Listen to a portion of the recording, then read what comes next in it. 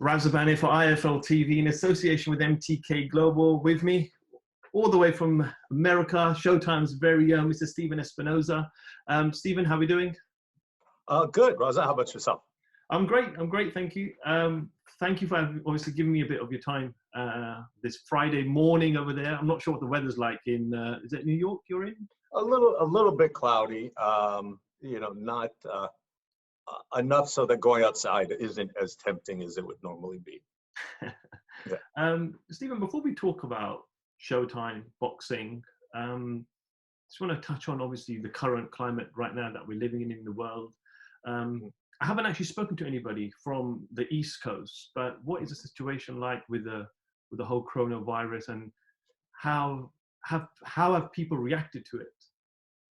Well, it's pretty strange here in New York City. It really hasn't been difficult to get people to take the restrictions seriously here, because all you have to do is turn on the TV, open up the newspaper, and it's clear how serious the situation is. So the streets are absolutely deserted. I mean, you've probably seen pictures of Times Square. That's what all of Manhattan is like. At this point, I didn't see the briefing this morning, but we've been averaging 700 to 800 deaths per day in the state of New York, and there's some encouraging signs. But personally, I've been outside my apartment twice in 5 weeks, and one of those was for a doctor trip. So it's it's scary. It definitely is, not just here but other places as well. Do you think people took it seriously at the very beginning? No, I don't think so. There's a large chunk of I think the American population that doesn't, and I get it. It's human nature. It's one thing to see numbers on the screen from what's happening in New York City, and then when you go to other places, you're far less affected. Even Los Angeles, for example, is much less effective. But I think the danger is that lulls you into this false sense of security, and then people return too quickly, and then we're in a real trouble. I mean, the reality is you just never know how it affects people.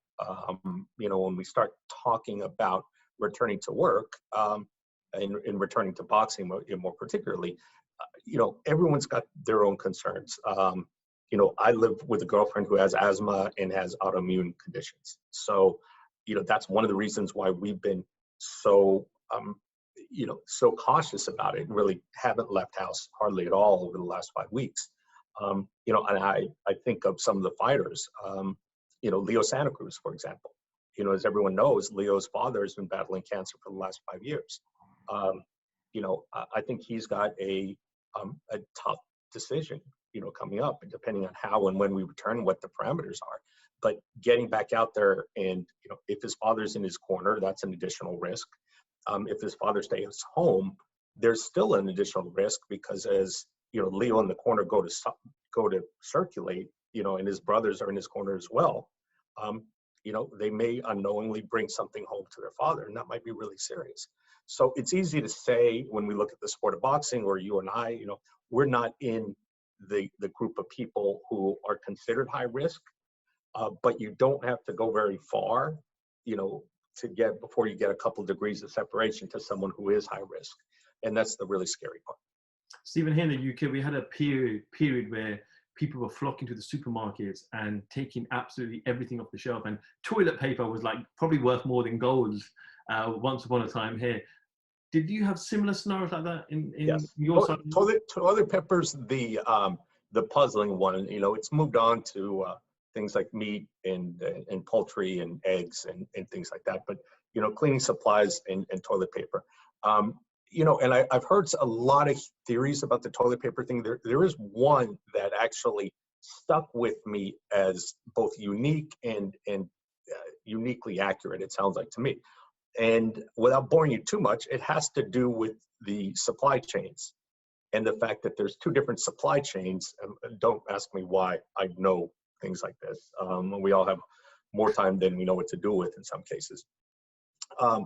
And one is there's a supply chain for toilet paper to institutions, universities, public bathrooms, and another for home. And if you think about our personal habits, we've shifted all of our work time to home. So the demand for commercial, quote unquote, toilet paper is much lower because you're not at work, you're not using public bathrooms, you're not at the airport, you're doing things. And instead, people are using their own bathrooms much more often because they're not out in public. So it has to do more with, it's not that necessarily there's a lot of hoarding going on. People are legitimately using a lot more toilet paper at home. It's sort of, it makes sense. Maybe there's a little bit of panic and hoarding behavior in there as well, but a lot of it is, people are just home to use toilet paper at home a lot more than they have been.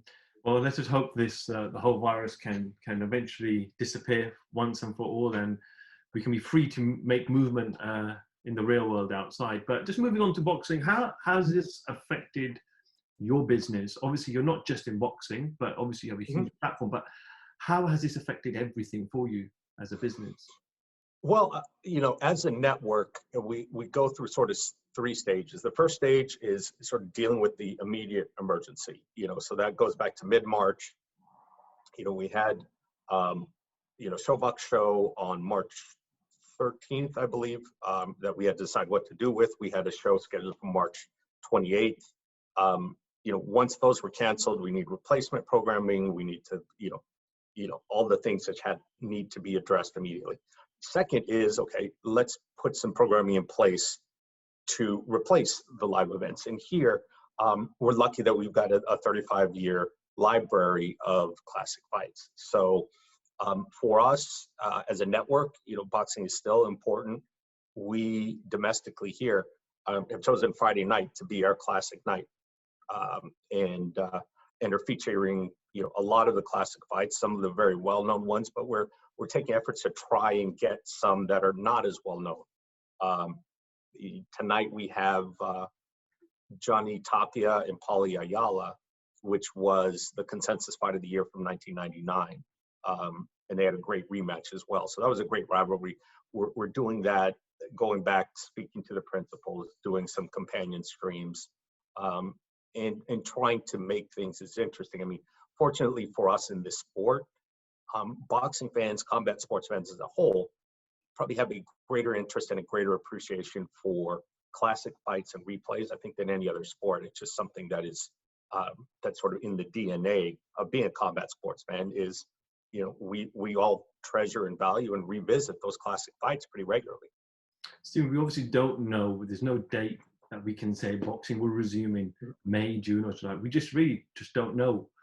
In the UK, we're fortunate that we have kind of one body, which is the British Board of Boxing Control, that manages everything. And what they say goes. In America, it's different. You have so many different states, so many different commissions. Something that is being discussed here in the UK is about fights going behind closed doors, as long as we had medical experts available, doctors available during fights. Is that something you would consider putting on your platform if it came to it? It's something that not only that we would consider, it's something that we're planning for at this point. The situation is fairly chaotic here in the U.S. It's hard to ignore the fact that we've got a governmental leader who isn't most reliable in terms of the information that he passes on or the decision that he makes. And we've got this sort of a complicated relationship between the federal government and states and the governors. So there's been a bit of a power struggle there. And then we've got a large range. There are certain states that have a few hundred cases, and there are others like New York State, that has a multiple of that and are looking at 15,000 deaths. So it looks like there will be differences in jurisdictions in different states on when they come back. For example, right now, the state of Florida is permitting live events. It's the only state in the country. WWE is going live from there. I think UFC is evaluating it as well. But there's also an expectation, rightly or wrongly, that Nevada may be back in early May. So there are some signs in some of the areas that are less affected, Nevada being one of them, that they may return quickly. But it seems as with each day we get more of a consensus that we're going to have some period of time where there's not going to be large crowds, not for sporting events, not for Broadway theater, not for movie theaters. And part of what we're doing right now is evaluating various options, including what will probably end up being the choice we make, which is going on a soundstage. I think the interesting part of it is going on a soundstage. You have the opportunity to maybe rethink the presentation. It wouldn't make a lot of sense to just go into an empty soundstage and produce it exactly the way you would in an arena with 10 or 15,000 people. So it's a good opportunity for us to get our creative juices flowing and think about how we can improve the presentation, make it something unique and different, and maybe elevate it in sort of weird period where we won't be in front of crowds.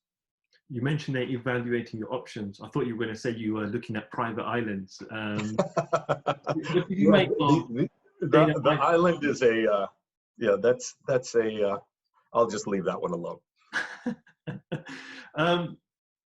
But on Dana White, he didn't try to take it to a private island. Obviously, the commission said no, it can't happen. But that was the best thing to do, right? I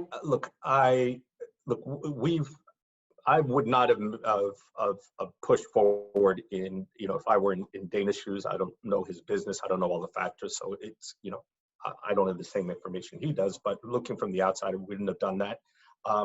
We wouldn't be going forward right now in Florida. Florida, I believe Top Rank is also investigating that. We've looked at it, and just because we can go there theoretically, it really, doesn't mean it's a wise choice to do that. So I think in the current atmosphere, whether it's Florida or else, we don't have confidence that we have the protocols in place and have access to everything that we need to go forward. So, from that perspective, it's easy to say, look, it's one event and it's, a dozen fighters or, somewhere 10 to 20 fighters on a card. But really what you're talking about is taking a bunch of people from diverse geographic places. Let's put aside whether the international aspect right now, because, there's a lot of boxing that's international, and that's going to, be an obstacle now in terms of the travel restrictions. But you're bringing people from different parts of the country together, and then putting them together in a highly, contained place, and then send them off to disperse and go back where they came from. It's sort of the perfect recipe for, spreading the illness. So testing will be a significant part of the protocols in deciding when it's going to be safe to do that.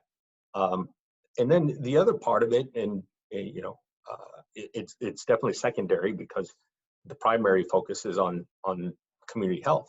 But there's a second component. It's sort of what kind of fights, what kind of quality are we going to get?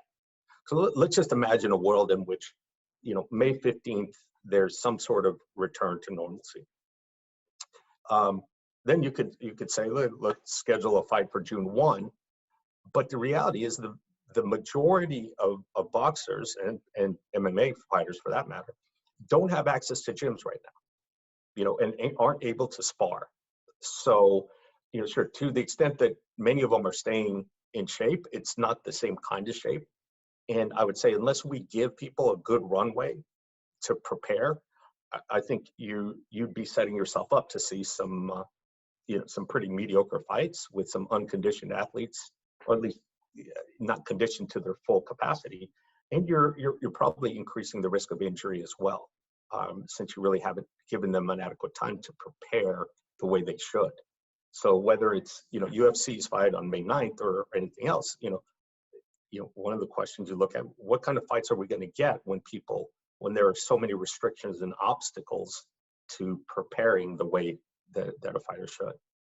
Stephen, from a Showtime perspective, you're probably the most established outlet now in America, been around for decades. HBO left a couple of years ago. We always had that rivalry, HBO, Showtime. you came together, Mike Tyson and Nick Lewis, Mayweather, Pacquiao. First question: do you miss that rivalry? You know, sometimes. You know, it's look, whatever the rivalry was, and we were obviously competitive. You know, there was never, I think, any doubt along the years that that HBO was committed to the sport. You know, that they wanted the sport to succeed long term, and where it had vested interest and had people, as we do now, who love the sport and are committed to the sport.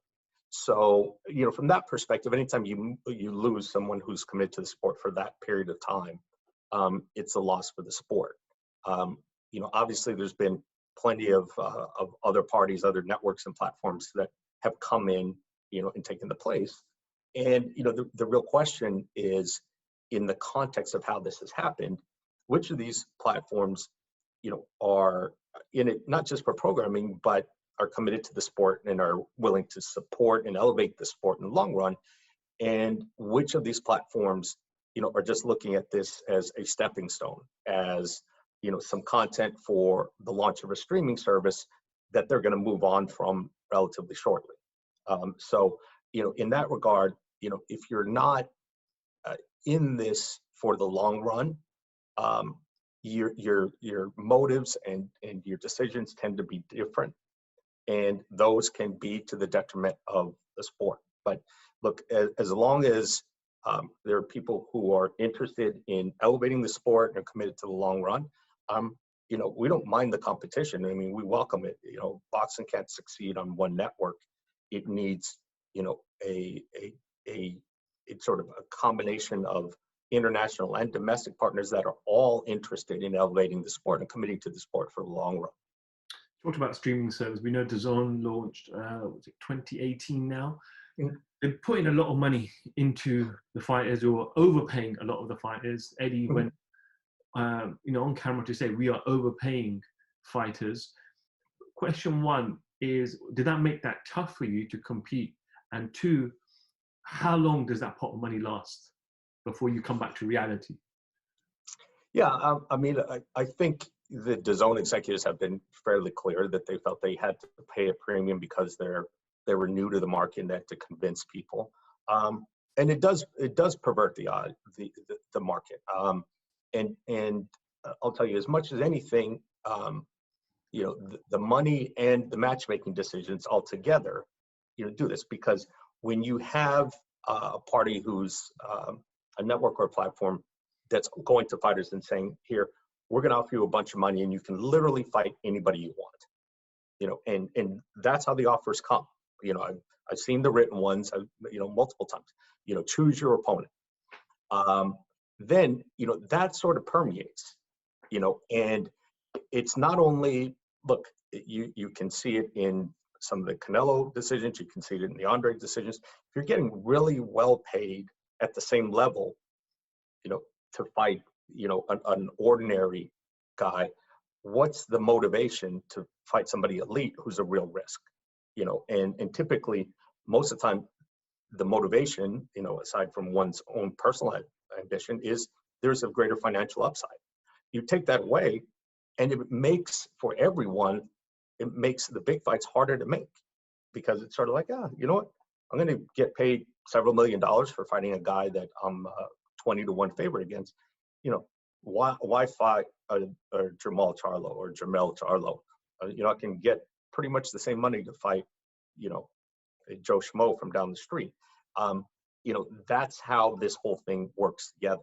You can say, you know, there are plenty of businesses where, you know, one network's business practices may not carry over to everybody else. But in this thing, you know, those kinds of dynamics affect everybody in the sport. Stephen, obviously the last 10 years, the pay-per-view model was dominated by Floyd Mayweather. I'm sure your bank balance is quite high as well from the successes.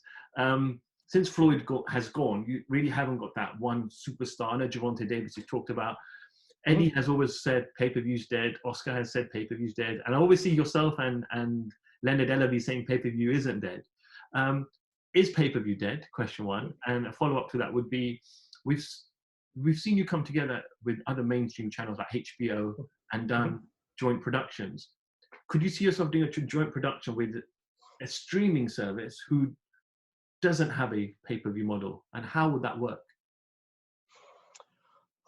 Some really good questions. Look, I'm not particularly a fan of pay-per-view. I'm not a supporter of it. It is something that outside of of Canelo and Floyd, we've used very sparingly over the last decade. That Canelo, Floyd, and I'm trying to think if we've forgotten everybody. Oh, I guess there's the Pacquiao one as well. But it really, if used correctly, it's a good tool to get fights that wouldn't otherwise happen, to get those fights done. And look, it's a good marketing angle to say pay-per-view is dead. It's total hypocrisy because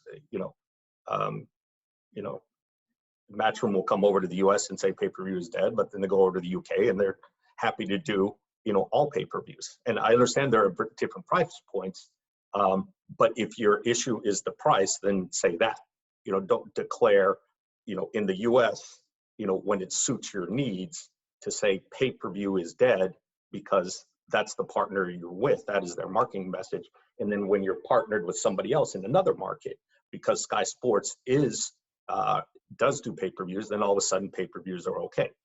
So it's a catchy phrase without really much substance behind it, because it's sort of like it's one tool in an arsenal of different ways to distribute and finance fights. And but there are fights that people certainly could feel shouldn't be on pay-per-view, and there's no obligation to buy those. But I don't think that for a big event, there's a lot of grumbling going on, because people understand for a filet mignon product, you pay filet mignon prices.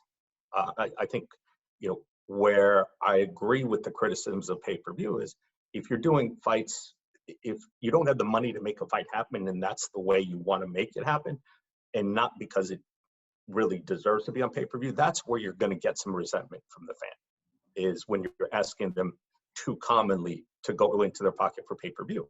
But for the big events, it's a useful tool, one of many in the arsenal. And that price, obviously, in America, I think go up to about nearly $100. In the UK, it's £20. Mm-hmm. But could you see that price staying there, or does it come down? Because obviously, DAZN's market is, well, you can pay $120 and get us for 12 months and get Canelo and etc. So is that hard to kind of rival with at times? Not really, because there's, there are definitely, a segment of the consumer that makes decisions based on the financial commitments, and say, okay, well, I'm not paying for the pay-per-view, but I'll pay for, a monthly subscription. But there's another large chunk of the consumer base that, doesn't want a recurring subscription and doesn't want to have to deal with that overall, and is willing to pay a premium to just have a one-time transaction. They don't want ongoing charges. They don't want ongoing subscriptions. They're going to have a bunch of buddies over once every 3 or 4 months, and that's all they want to deal with it. So, in that regard, I think all the various ways of distributing content, are going to continue to surprise, are going to continue to, be successful. But where we will see is, I think we will see some experimentation with price points. We saw it ironically with, something at the other end of the spectrum, the Trolls movie from Universal. When this whole pandemic, came, it was going to be a big theatrical release. Theaters are closed. They released it on pay-per-view at a price of $19.99, and it did incredible business. There was a golf pay-per-view here, a Tiger Woods pay-per-view, about 18 months ago that did good business. In the UK, the Logan Paul KSI did good business at a very modest price point. So, price is everything, but at the end of the day, again, if you're providing people with, an experience and a sort of a top tier premium experience, sure, there are financial challenges, particularly in this market, but, people will invite some friends over and somebody brings a beer and somebody brings food and they'll make a night of it. And you don't hear much grumbling as long as it's a good premium level fight. Stephen, we obviously know you had Deontay Wilder on your platforms, and there's a bit of confusion whether you're sharing him with Fox or is he with Fox. We know Deontay Wilder has said some things in the past as well, but could you just clarify your position on where you are with Deontay Wilder? Well, Deontay's always been, consistent and sort of proud of his decision to remain a free agent. And that, there are different guys who have different priorities. Some guys, don't want a promoter. Some like the security of having a promoter. Some want to be more entrepreneurial. Deontay, for him, and he's turned down some lucrative opportunities, but to him, one of the biggest advantages, one of the biggest values to him is his freedom and his autonomy, and staying unrestricted and being able to be sort of the master of his own destiny was his key. So, even during this period when we did, 11 or 12 events with him, we never had a multi-fight agreement. And, we were in business regularly. He decided to explore Fox for the Wilder fight, and then the rematch. And then, we remained in touch. We're on good terms. We root for Deontay, want him to be successful. We'd love for him to be successful with us. And, we'll continue to push to get back into business with him. But, it is certainly, his right to experiment and see, how green the grass is on the other side of the fence. Stephen, how does the PBC roster work? How do you decide who comes on Showtime, who goes on the other platform, and is it going to continuously change like that? I think there was a lot of experimentation in 2019. I think 2020 will see a little bit more consistency in terms of which are Fox fighters and which are Showtime fighters, so to speak. Although I think there's going to be, some, cross-pollinating both ways. The real question to me as we go into 2020 and beyond is, will Fox begin to develop their own stars? Because that's really what's going to benefit the sport. We understand that coming into 2019, Fox hadn't been in boxing before, except very sporadically, and with HBO out of it, look, the vast majority of talent had been built on Showtime. They didn't have Fox talent to feature. They were going to be featuring headliners who were built on Showtime. That's just the reality. Now, as they have more and more time within the sport, the question will be asked, do they have the capability of building their own stars? And I think that's the important thing, and the good thing for fans everywhere is if we have ESPN able to build and promote young fighters, and you have Fox willing to do that, and you have Showtime willing to do that, then that really, all of that value goes to the value of the sport and to the fans. So that's really, I think, the question going forward. Not so much what's going on with the existing fighters, but will Fox be able to come to the table and develop some of their own young stars? And then that's a game changer for everyone. Stephen, I remember a few years ago, I think it might have been maybe 4 years ago now, when you came for the Dominic Breazeale Anthony Joshua fight. I believe, if I'm correct, that was Joshua's first fight with Showtime. Yeah, I believe that's right. Correct. For a 6-fight deal. You and Eddie were pals. Obviously, you laughing together, joking together. That moved over, and we see a lot of backlash on Twitter. I'm not going to go into that. But my question is a lot of things happen on Twitter and on the media front. But if the right fights were there to be made, you would happily work with Oscar, Eddie, Lou, etc. It absolutely doesn't matter, who it is and what the past history is. My job is not to be best friends with everybody. My job is to try and program the best fights I can. So I've never let personal rivalries or my personal feelings get in the way. Having said that, with Eddie in particular, look, I take issue with some of the decisions that he's made, some of the statements that he's made, some of the things that he's tried to do. that I don't agree with in terms of just sort of conceptually, how he does business. But that doesn't mean I'm not taking his call. I wouldn't be willing to work with him going forward. Him or anyone else. So obviously 2020, we don't know when boxing is going to resume, but ideally, do you have in your mind the kind of fights that the fans can expect to see? Are fighters going to want to jump in those big fights and that big money? I think so. Look, everyone's sort of in the same boat. Everyone's had time off and time away. And I think, in certain situations that can benefit a lot of people. You get rid of the nagging injuries, you get some rest. Everyone comes back recharged and hopefully motivated and rejuvenated. As for us, look, we've got almost an infinite number of scenarios. Like, what happens if we're able to, return in mid-June or mid-July or August or September? What would our schedule look like? And we've gone through all of those scenarios in terms of what to plan. We're looking at facilities. Are we going to do all our fights from one facility without a crowd? Will there be multiple facilities? What's the safest thing to do? But I do think boxing is going to have to step up with high quality fights, because the other thing is there's really going to be an all-out frenzy once we start getting back to normal. There's plenty of other sports that are also postponed that it's going to be like opening the floodgates on. So, we may be in a short-term scenario where boxing is competing with a whole range of sports that, it doesn't necessarily have to compete with at the same time every year. Here in the US, if we're coming back midsummer, I mean, we could be looking at a fall where, soccer, college football, pro football, NBA, Major League Baseball, and hockey are all playing at the same time. And then if we're coming back and we're saying, hey, we're going to do some warm-up fights, for the back half of 2020, that's not going to go well. We're going to need to do big fights so that we can get our piece of the audience.